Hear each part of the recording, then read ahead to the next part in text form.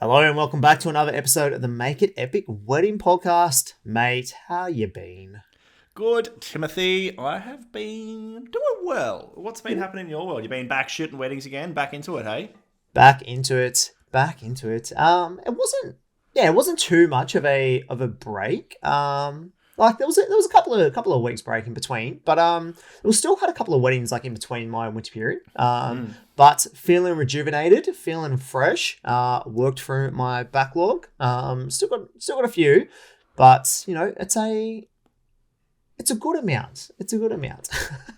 Until it gets hectic in Until a couple of weeks time, and we'll be like snowed under. But yeah, it's good. It's what we like to hear. How about yourself, mate? How about yourself? I am pretty on top of my backlog, which is nice. I don't know.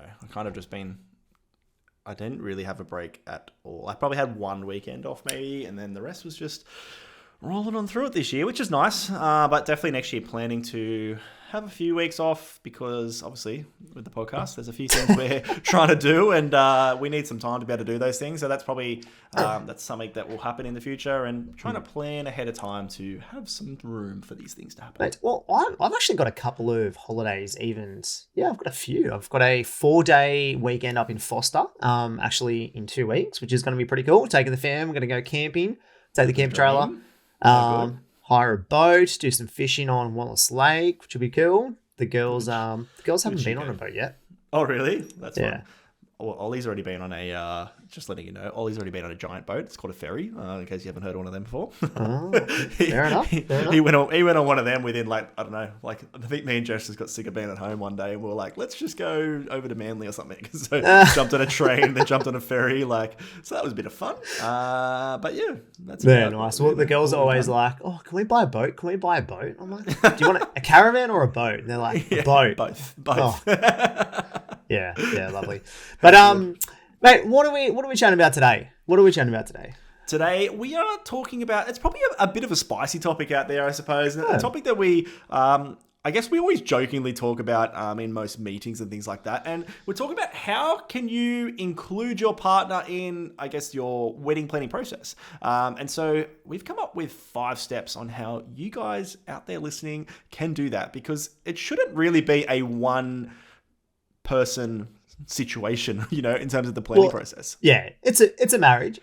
And look, let's be honest, ladies out there, typically you do take reins in this, and this is going to be interesting coming from two married blokes. But but we've seen enough that we think that there's definitely some ways. There's definitely some challenges, but there's definitely some ways that you can include a couple of things into your wedding planning journey that will create a more unified event, a more unified day, because you both, you've both have an insight, you both have had a say to some of the things that are going on. But, they're hard conversations at first, aren't they?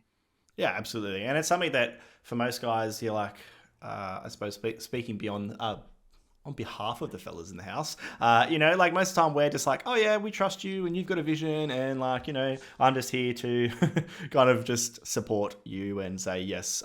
And I guess it comes back to that old classic joke where everyone's like, it's always like, yes, dear is the answer to everything. I suppose that gone are the days of that, I'd hope. And, you do have to have an opinion.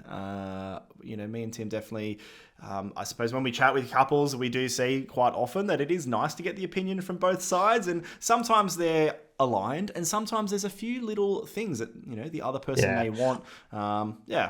I feel like a lot of the times, the blokes may put up a bit of a wall. They're just like, yep, whatever she wants, that's fine. I'll just rock up. Just tell me what to do. And when you dig a little bit deeper, it's certainly not the case. There is some things there that are important, to a male, that are important to a bloke, and it's his wedding just as much as it's the bride's. Or if we're talking about same-sex couples, each partner has their own views. All right, they have their own priorities, and even if it's something that's not necessarily discussed, there's still that that subconscious feeling that I wish it was kind of more aligned with what I wanted, so it's not necessarily one-sided as well.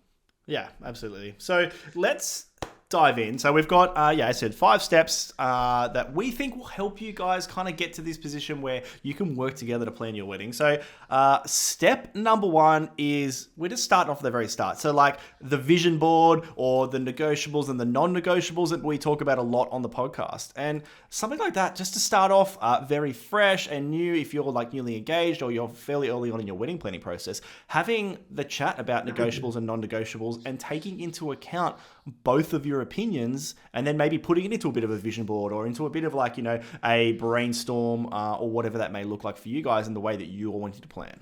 Yeah, definitely. But you do need to have that conversation. You do need to come together, and just have a general chat about what are the things that are important to you. Have a list. We mentioned it like much earlier in one of our episodes when we spoke about, finding out what is important to your wedding day and in part of your wedding planning journey. And it's really figuring out what are your negotiables and what are your non-negotiables. All right. That is only one part of it, but you need to have a chat and overarching, taking a bird's eye view of your wedding day and figuring out what are the things you want, what are the things you don't want, what do you envision at this early stage. So just so you can get clear on what that may look like.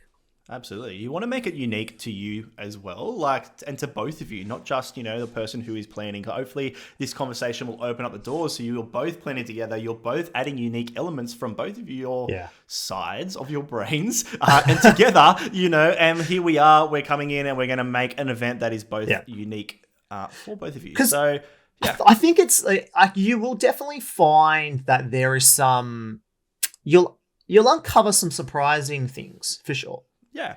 I feel like the surprising one is always like, I don't want to do a first dance or I want to do a first dance, things like that. And most of the time you just assume the other person either does or doesn't want to do it.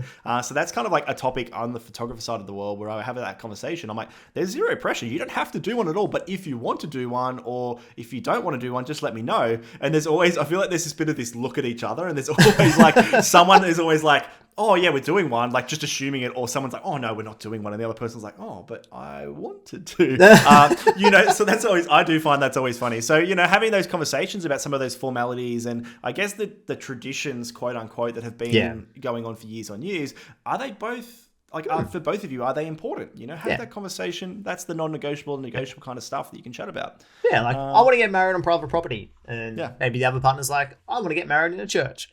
Yeah, exactly. Or I want to elope. I don't want to elope, there's so many things you can chat about, but I think that having this conversation early is amazing. I think having that conversation with both of you at the same time and, get out a pen and paper, get out like a beer and a wine, whatever that may be, go out for coffee, do something like that is going to help you relax and really enjoy the process because it can become stressful. Like I remember when me and my wife were talking about it, our planning situation and when we first started off early days, we had no idea what we wanted to do. And I feel like that became a stress factor and it became almost started a few arguments because we were so worried about trying to tick all these boxes and we were a bit overwhelmed at the start. So I think if I had my time again, I'd be definitely sitting down. I'd be trying to stay calm and level-headed and just really put our ideas onto paper so we had a clear vision.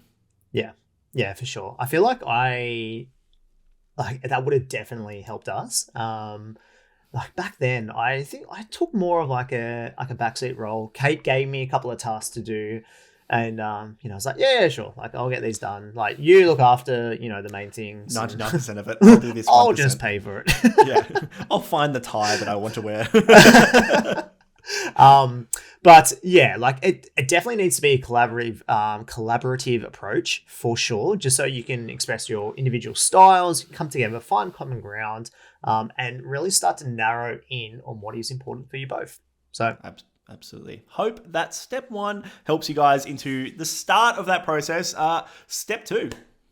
Step 2 is all about, as you really start to narrow down what you want, these tasks are going to build up, right? There's going to be a lot of things that you need to do. There's a lot of research tasks. There's a lot of conversations that you need to have.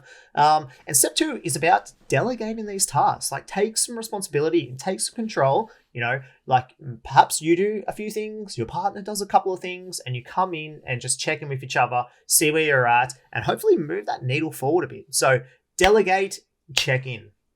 Love it. And like, really, if you are out there and you are the main person potentially doing all the organizing and planning, like from my point of view, sometimes as well, I was like, when I remember like just taking it back again to me and like what happened, I was like, sometimes like, just tell me what you want me to do. And I know that kind of goes against what most people out there are doing at the moment in terms of the planning, because they were like, well, if you want to be involved, you'd show some interest. I still think that sometimes the delegation part of it is great.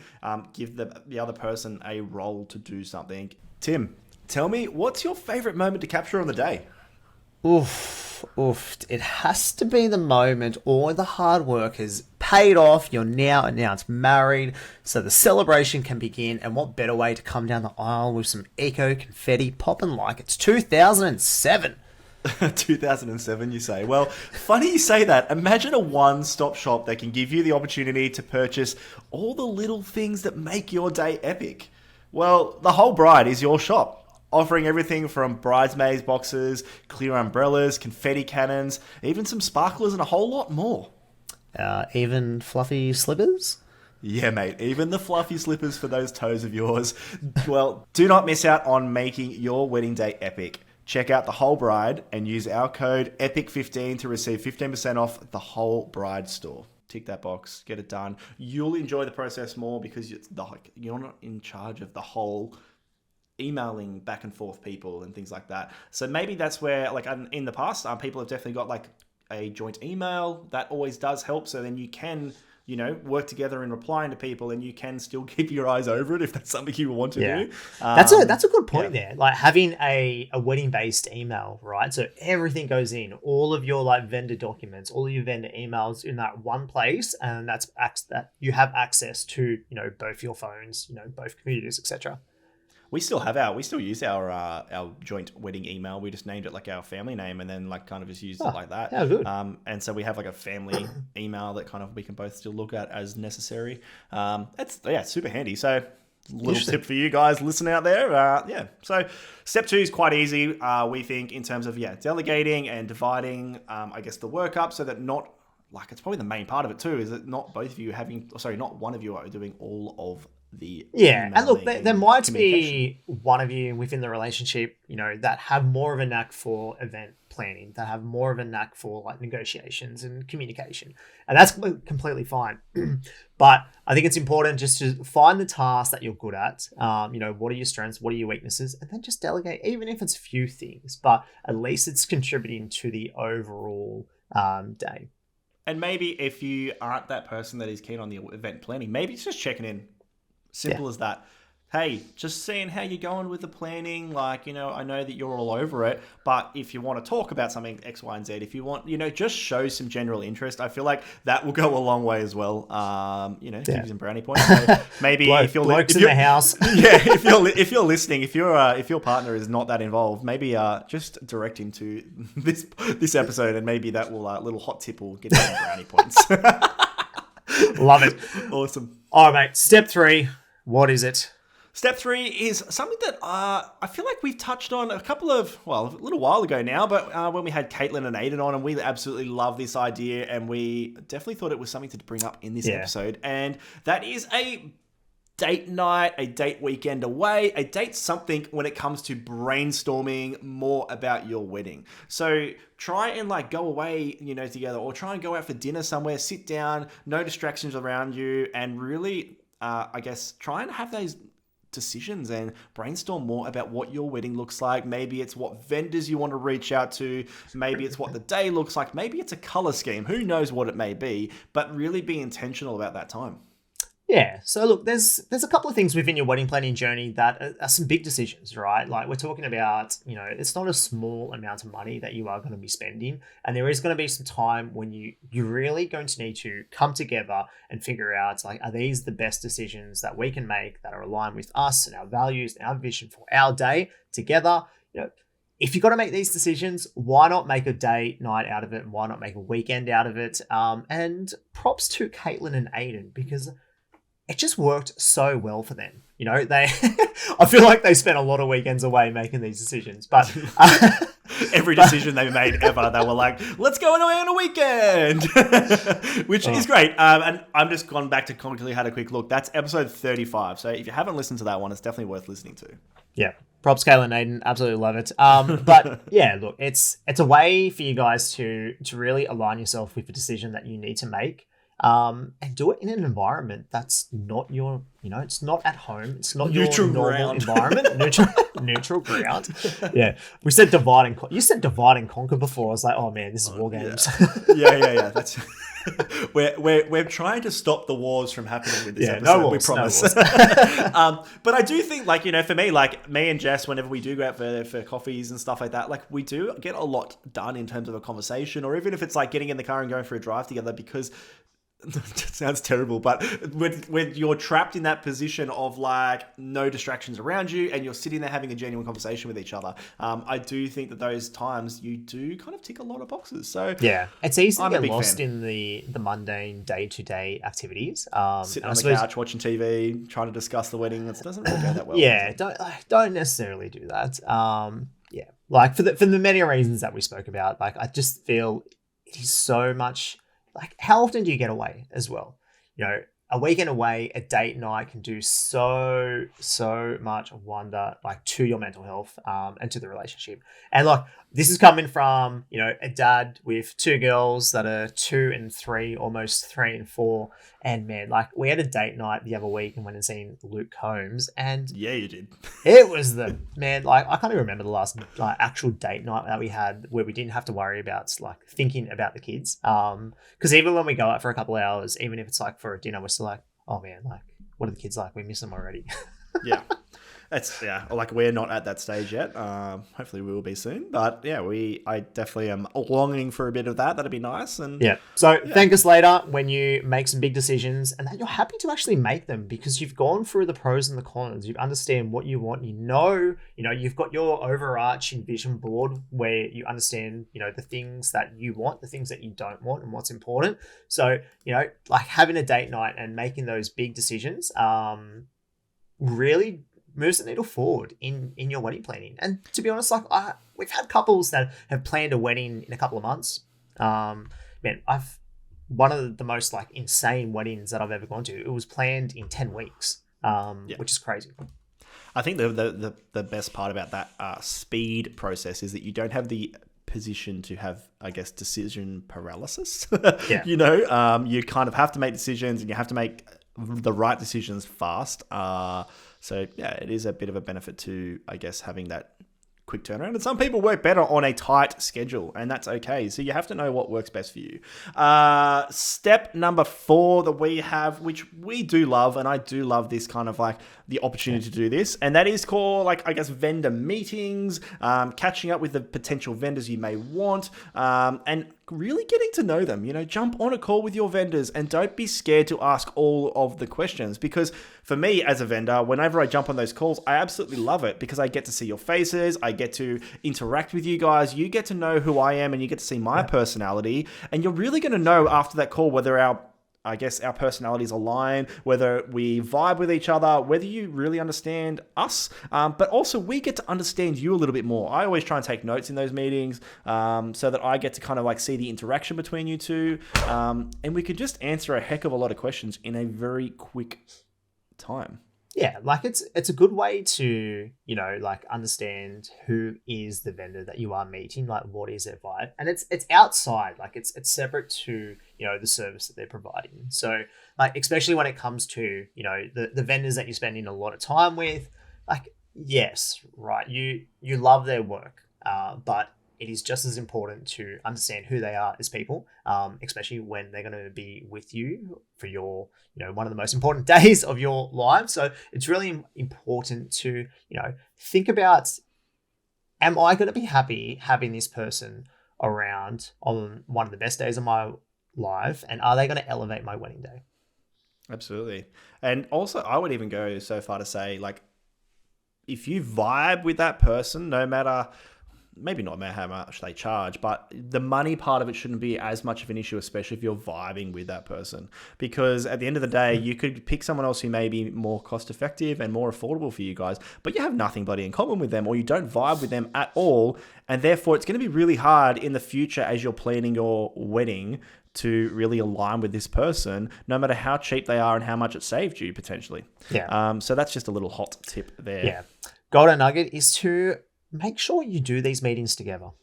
Okay. Absolutely. That's the whole reason why we're doing this podcast, right? We want to make sure that you guys are sitting down together. You're being intentional about the time, and you're being intentional about the time you're trying to, I guess, like find the vendors that really align with both of you. Because for me, whenever I sit down with one person, I know that person who I sit down with has to go and convey everything I've said to their partner, and then they make a decision together. It just becomes another step that is unnecessary for you guys. So yeah, hot tip, that one is for sure. Yeah. Teamwork makes the dream work. So, yeah, love that. What's number 5, mate? Lucky last. Number 5 is personal touches. And for that, it's a big topic and there's a lot to go around that. But I guess just to keep it kind of like real simple in a sentence, like the personal touches are the things that you should be including in your wedding on the day itself. So like whether that's, what beers you're drinking, what wines you're drinking, whether that's the colors, whether that's the suits, whether that's anything that is special or personal to you that you can include on your wedding day, have that conversation early on and see what you can do to come up with that. Yeah, it's quite important to really like understand the significance. Like this last step takes everything that we've spoken about and really puts it into perspective in terms of, the things that are important to you, but like how can you add, your uniqueness, your personality into your wedding day? And, that might be straying away from, some of the like so-called like traditions like in weddings, like don't want a cake, don't have a cake. If you don't want to miss out on canapes, you don't have to miss out on canapes. If you, want a champagne tower as you come down the aisle, let's do that. Like it's all these little things that add up to making your wedding day unique, making your wedding day epic for you. Absolutely. And imagine how much more excited you would be if you have the opportunity to do things that you actually want to do. Do you know what I mean? Like the amount of times that people turn up to weddings and they're like, oh, it's like I'm here because like my partner's planned it. Like that's not what you want. And if that's what you're doing, change it early on in your planning process. Yeah. I always find it like it's really interesting when we jump on a call and if it's a call like in terms of like developing the run sheet. Okay. And we're talking about, how can we like best include the things that you want to include like in your wedding day and making sure that there's enough time to do that while also ensuring that nothing is rushed, nothing's not like there's no need to be stressed about anything, because we're making some time for it. But then, sometimes it's like, all right, well, we do want to get to canapes, but like we also want to have, time to, maybe go off site, get some like really nice photos. I'm like, well, why don't we do both? Right. And it's always interesting when the penny drops at that point. And you're like, well, what, we can do that? Like we can actually do that? Like, yes, you can do that. It is your wedding. Like I love it, and it really puts a smile on my face because it's also different. It makes it unique. Like I'm not doing the same thing as well when, as a couple, you're coming together and you're adding in the things that are important to you both. I love it when couples go, hey, Matt, just so you know, we want to do this. Or, hey, Matt, just checking, are we able to do this? And asking the question and pushing the boundaries and pushing, breaking open the barriers, I suppose, in a sense of like what is typically done week in and week out, and asking the question. And I love that because I'm always like, hell yeah. And I'm way more excited for that wedding because they're doing something that they're genuinely excited about. We've harped on about that a lot. And give me an example of, I suppose, a couple that have just like completely done exactly what they wanted and it's worked out for the better on their wedding day. I have an example of a couple that I shot the other week. These guys were like so nervous about the ceremony and they were just like, oh my goodness, what they decided to do in the end is they planned their whole entire day to elope in the afternoon. And so what happened was I met up with these guys in the afternoon. We met up with their celebrant. They got married. The two of them, I was a witness and there was another witness there, and that was it. And then they actually organized a surprise engagement party for that night. And surprise engagement party. Is that the right word? No. Oh, yeah. There was an engagement party / surprise reception. That's probably the better way to say that. Okay. Right? Yeah. So they had an engagement party planned. They told a few people, because some people came interstate and things like that for this engagement party. So they wanted to tell them that it was actually a reception and they're getting married and keep it a secret. But they walked on in and they surprised everybody at the engagement party that they were fully dressed in a wedding outfit. And they had an MC say, "Oh, welcome the new Mr. and Mrs. blah, blah, blah." And that's what happened. And that's how they kind of like showed everybody that they were married. For these guys, they had so much anxiety around that ceremony that they were like, we want to just make it special. Let's like make sure we get all of like the ceremony done. Let's get some photos together. Then we can go back. And they even made sure they had time to go back to their apartment, and they went and had a drink together, chilled out together for half an hour, 45 minutes before they walked into the reception. Well, so okay, that's pretty cool. That's huge. That's huge. So I think if you're a couple listening, if you are a bride or a groom listening, and you have, potentially some anxiety around a certain aspect of, a part of the wedding day, like the ceremony, and like your example here is that couple decided for them that they will go back to a, like quote unquote, like safe place, have a drink, and then come back out when they're ready. It actually isn't that it's amazing. Yeah, for sure. It's something that I think is underrated, and people don't think it's possible. I do have one other example, and this one's probably a different example, and it's on the other extreme end. Quite similar still, in a sense of like, these guys were not overly keen to kind of do a ceremony in front of a whole lot of people. So and then they also know that, I guess, like for them, they knew that one part of the two of them. Does that make sense? Well, one of the partners. I don't want to like name people, so I'm trying to be like, one partner. Yeah. One of the partners was a little bit like, he gets really gets tired, and he doesn't really is like not over keen on hanging out with guests the whole entire afternoon, if that makes sense. He's quite introverted, wants a bit of space to just like decompress and relax. So what he's decided to do is he's gone, all right, let's do a ceremony quite early in the day, knowing it's early. And then let's do some photos early in the day too. And then I want to go and have like 2 or 3 hours to just relax before the reception kicks off and goes wild. And I'm like, that's amazing. Let's do it. And they were kind of like a bit hesitant, thinking that I wouldn't be keen for that. Like at the end of the day, if that's what they want and that's what they're going to do, like, great. Let's have that conversation. Let's talk about it. Let's try and see how we can make this work. So, like for some people, they just don't cope hanging out and having like too much extroverted time, I suppose, with everybody wanting a piece of them. And that's okay. Yeah, and it's difficult. Like I understand like the pressure that's placed, because as soon as you are engaged, like you've got family members, friends, like everyone has their say like on a wedding. Everyone is a guru on planning a wedding until they're not, right? But like, I just urge you to follow these steps and think about what really is important to you guys, and plan a wedding that, that incorporates like your personalities. And that could be, adding things in that are special to you. It could be, including more time for you to do potentially absolutely nothing. If that's going to elevate your wedding day, like find vendors that like want to allow that and elevate that experience for you. And I think that really is the key to making sure, you have a wedding day that is just so uniquely you and so special to you. And, like after that day, in years to come, you're going to think about, my wedding day was amazing. Like how, like, last week we spoke about regrets. Like this is, how we can avoid those regrets. Absolutely. And it's something that I think if you're tag teaming together, you're doing this together, you're helping each other out in terms of the planning process, you're both going to be very aligned in the way that the wedding comes together. And I think if you are both on the same page, you're both doing this, like, you both understand what you're working towards and why you're doing it, your wedding is going to be bloody amazing. And that's what we want for you guys. So I guess let's just reiterate those steps really quickly. We're just going to run over them.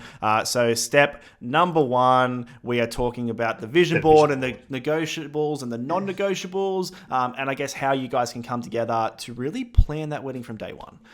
Step number 2, we're talking about kind of like delegating and working together on, I guess, reaching out to people and really kind of like not leaving it up to one person for the whole emailing situation.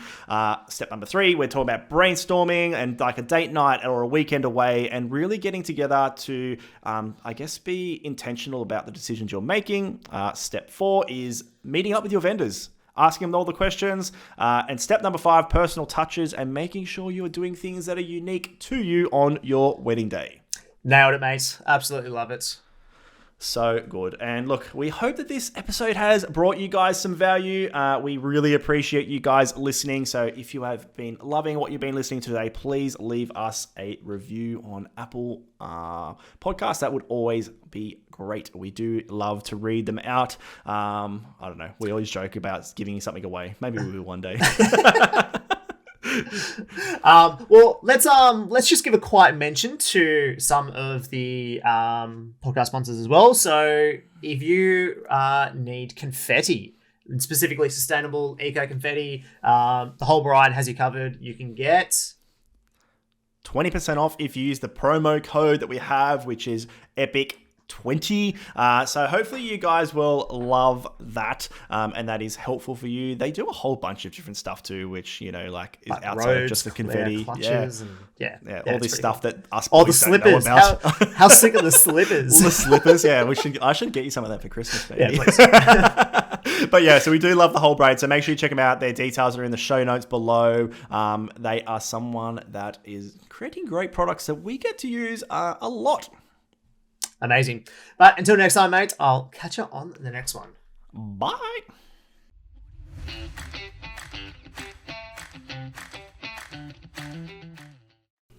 Are you sick of seeing the plain old written guest book that you'll never, ever read again?